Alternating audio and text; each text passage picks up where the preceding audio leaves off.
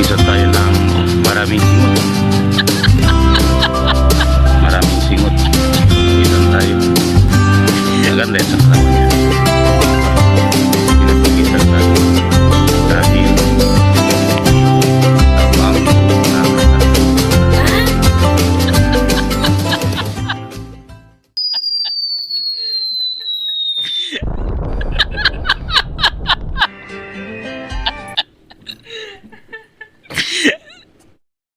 Ito pong area ang na-cultivate natin mga kapaparts. Dati po ito tambakan ng mga basura no, sa likod ng bahay namin. So ang ginagawa ko ay nilinisan upang tamnan ng mga gulay, upang sa ganon din na tayo magbili ng gulay. So ang unang ginawa natin is yung fencing, para hindi papasok yung mga alagang hayop ng mga kapitbahay. May mga kambing, baboy, manok. So hindi na, wala tayong control doon para hindi makapasok. So may nagtanim na ako dito, talong. Wow. May maraming bunga na to, talong na may maraming na-harvest na ako dito. Pero hindi pa yun. Oh, dito. Yun. So ang gagawin po natin dito, gawing flat, no, para tamnan ng petsay, mustasa, lahat ng klaseng gulay. Ito ang old alugbati. So luma na to, tanggalin ko na to para palitan ng ibang gulay.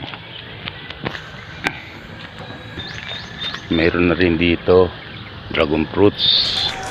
Ayan, mga dragon fruit ko. Sila po ay namumulaklak na ngayon. Ayan, mga dragon fruits ko yan. Mayroon din po dito, ito, kilala nyo kung ano to? Insulin plant. So insulin plant yan. Talaga magagamit natin to sa mga diabetiko.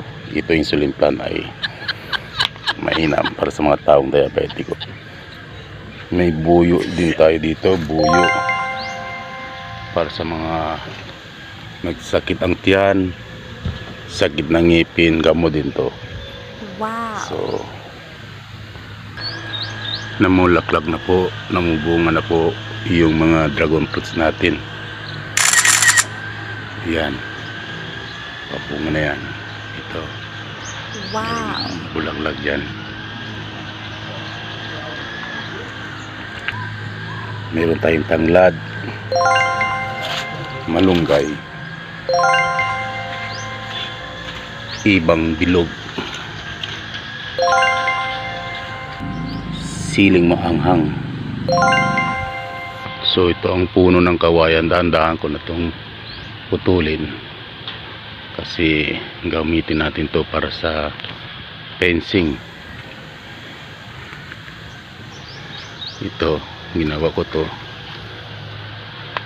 para taniman sa baba ng kalabasa, upo, yung mga upo, kalabasa puti dito itanim, tapos dito ipa kapang lakat sa taas, no? Yan. So abangan ang susunod na gagawin natin, ay gawin nating flat gamit ang asada. Wow. So ganun na mga kapaparts, para sa susunod din na tayo magbili pa ng mga gulay, at saka kung may mga sobra naman pwede pa din natin ibenta.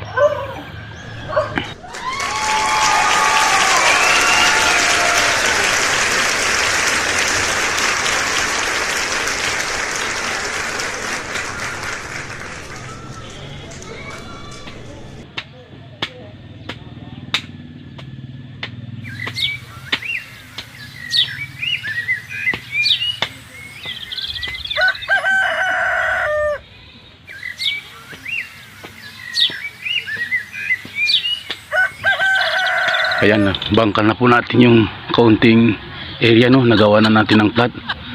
Pero mag-discuss muna tayo ng sandali kasi nasiraan yung asada. Ayan, no. Wang luwang. Oh, luwang na siya, oh. So,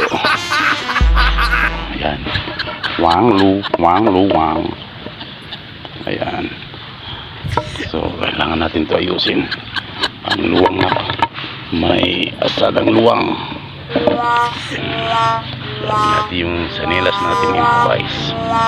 Ayan dyan mga lugbat, ya. Ayan. Ayan.